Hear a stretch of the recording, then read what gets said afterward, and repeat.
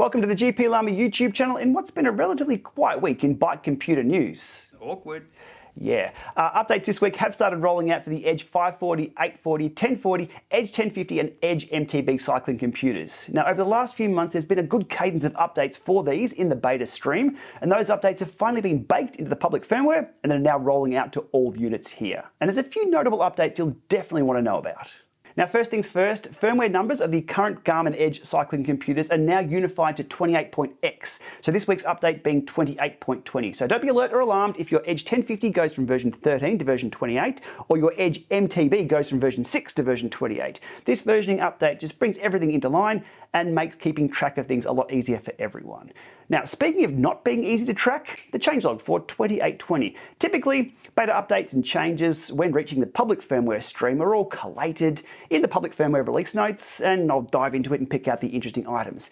Those notes there aren't the whole picture, so what I'm going to do is pull up the beta firmware timeline of updates and go through them all, which should all be in 2820. Now, when it comes to enhancements and fixes and improvements, there's a lot of similarities across the updates rolling out to all of these units. So I'll pull up the Edge 1050 changelogs, and it's pretty obvious which ones are for the X50 and which ones are for the other units. Starting off here with added new MTB features, including new activity profiles. So downhill enduro and eMTB enduro that supports 5 Hz GPS recording, timing gates, and fork sight enhancements. So everything the Edge MTB had over all the others, well, that now comes to the Edge 1050 as well. I can confirm the 5 Hz works just as expected out on the trails, and setting timing gates works a lot better. It's a lot more user-friendly on the larger touchscreen version of the Edge unit.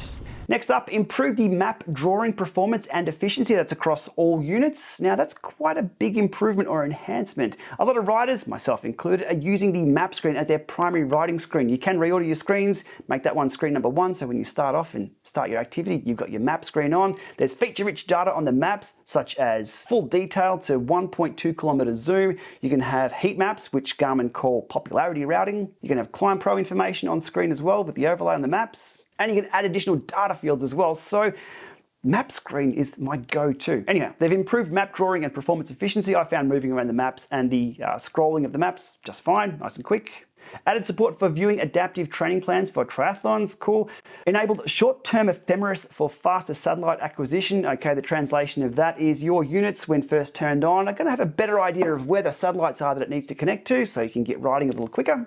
Updated GNSS, so your satellite constellation, sensor, ANT, BLE, NFC, and Bluetooth libraries for improved connectivity. Now, as time goes on, we're adding more and more sensors or more and more sensor compatibility to these units, whether you use them or not. So any improvements or enhancements there are warmly welcomed. Fixed radar halo not appearing while a turn prompt is visible. It's one thing Garmin do quite well with their radar integrations. Radar is seen as a safety device, and as such, radar alerts do take precedence on any screen that you're on. There are a number of other bike computers that will suppress radar alerts or change them if you're in the settings menu or in routing or something like that. So good to see Garmin really pushing ahead there and making sure if you've got a radar on the bike, that takes precedence over everything else, or at least the alerts pop up when they need to. Updated connected POI, point of interest dynamic glance layout, changed segment target data to always show during segment efforts on map and segment data screens. Now, I'm guessing that's live segments, possibly something I'm digging into at the moment, so stay tuned for that. Live segments might not be what we think it is. More on that one soon. Now, next up, the big one, the headline that didn't even make the public changelog. Added the ability to toggle off virtual partner for courses. Now, can we have a moment of silence for this? Yeah, that'll do. One of the most requested features people wanted to be able to disable on these units is now an option that we can disable. I don't think anybody likes virtual partner. It's just annoying. So finally, we can turn it off. But it's not as easy as that. Let me pull up my notes on this one. So virtual partner can be toggled off on these devices. My testing shows that it's a system-wide setting. So if you toggle off virtual partner on any profile, it's toggled off for all profiles. That setting, your preference, which is probably going to be off, remains off on power off and power on. So there's no need to keep resetting it. And getting to the setting is a bit of a pain. So let me run you through that right now. So from the initial startup screen we have here, there is nowhere that I can show you to disable virtual partner. It's not under system, it's not under options, it's not within your profile, it's nowhere to be seen. What you need to do is load a profile, so I've just clicked on road there, and then load a course, or find a course You don't need to write it or anything. So as long as it's loaded, okay, don't worry about navigating. And then when we pull down from the top, Virtual Partner now appears as a menu item in the controls menu. So Virtual Partner, we can disable Virtual Partner. Disable that, stop course, stop current course, yes. Back to main menu, and we are done. That's how you disable Virtual Partner for all profiles on the 1040. On the other units, it's going to be a very similar process. Okay, on to the rest of the changelog. Let's get skipping through these. Homepage profile button now shows current ride distance while recording. That might be only a 1050 thing with its little ride cards on the home screen. I think I'm not quite sure on that one. Removed bottom divider line and repositioned page change indicator on wallet card carousel. That's going to be a 1050 only feature. You can do NFC card payments with this unit if you load your cards onto them. And from there down, fixed auto brightness issues. Fixed an issue where the shifting data field could sometimes show an incorrect battery level. I highly recommend, if you have an electronic group set, to pair that as a sensor to your head unit, whichever head unit you have. Typically, you'll get low battery warnings. You do want to know about those. Now with these units, you'll get even more correct battery level warnings. Fixed workout duration picker that could not scroll via touch. Fixed workout data fields resetting after sport profile merged. Fixed route or route recalculation failures when using Topo 2025.10 maps. 2025.10 is the latest map pack for these units. I highly recommend, as per my last video on these units, do your updates, plug them in, load up Garmin Express, always have the latest map pack updates. That'll include your base maps, your current region maps. It'll give you the latest heat maps or popularity routing maps, and also trail forks. Now with the latest maps on these units, it's up to the code of these units to give you a good experience, and that's going to be Climb Pro, mountain biking, and route recalculations. Those two things work hand in hand, so map updates, code updates in firmware, you should be good to go. Fixed music controls button highlight persisting after pressing in some cases. Yep, the Edge MTB music controls now working again. And overall stability improvements and minor bug fixes. Okay, that was the first massive update for the beta stream, which is now popped into the public stream. Scrolling up from there, just a few miscellaneous ones. Fixed an issue with map auto zoom. That's still an ongoing issue for a few. For me personally, I set my zoom levels manually. I don't like auto zoom.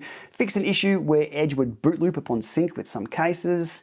Up again to 2815. Fixed an issue with audio crackle in some cases. That's possibly only a 1050 issue with its speaker, not its beeper. Some backlight issues have been fixed. Navigation arrows would not display correctly.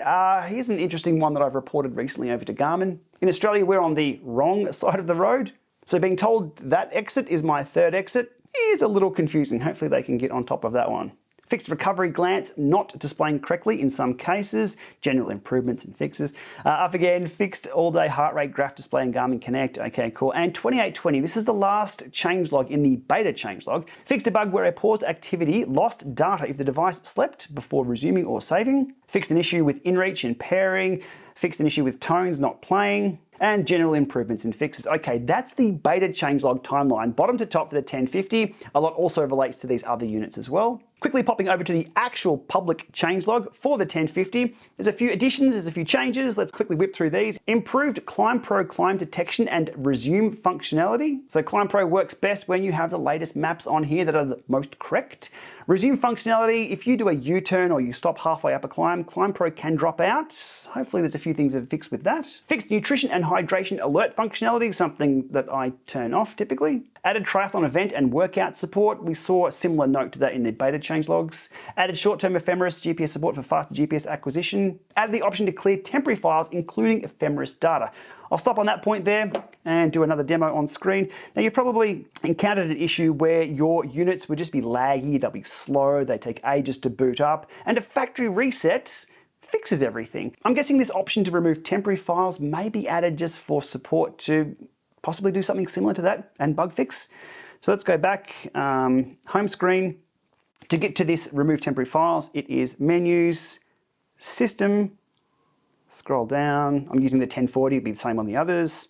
We want device reset. You can click that without resetting the device. It takes you to the second level menu, and delete temporary files. Hit OK on that. That would be your first port of call with these units, with the update obviously. If you're having just general issues, things being laggy, things being slow, maybe things rebooting out on the ride, that'd be the first thing I'd try. Secondly would be a full factory reset, again plugging it in, after that doing a full sync, and then contacting Garmin support. But anyhow, delete temporary files is a new option on these units. Improved lock-on-road functionality to prevent incorrect positioning. Lock-on-road, if you have that enabled, something that I don't have enabled, can be quite interesting if the unit mapping doesn't have the route, road, or trail that you are on. And again, from there down, a lot of similarities with the beta changelog, so fixed radar halo, auto brightness, home page, correct display distance, fixed workout, data screen customization, and the added mountain bike functionality that's come over from the Edge MTB over to the 1050. And the last one I'll pick out on the list for today on the 1050 changelog is increased available space for Connect IQ apps on the Edge 1050. So with the ever-increasing library of apps to choose from in Connect IQ to give you more functionality on these units, if you're on the Edge 1050, you've got a little bit more space to add some more. All right, with that, that's a wrap. Just quickly summarizing, version 28.x across all units, so the new versioning numbers has arrived on some of these units. Virtual Partner can now be disabled. Edge 1050 gets all the new MTB features we saw on only the Edge MTB early on. There's improved sensor connectivity, and there's miscellaneous bug fixes and improvements. As always, do your updates, preferably via a cable, it's always faster. And get out and enjoy the ride. Thanks for watching.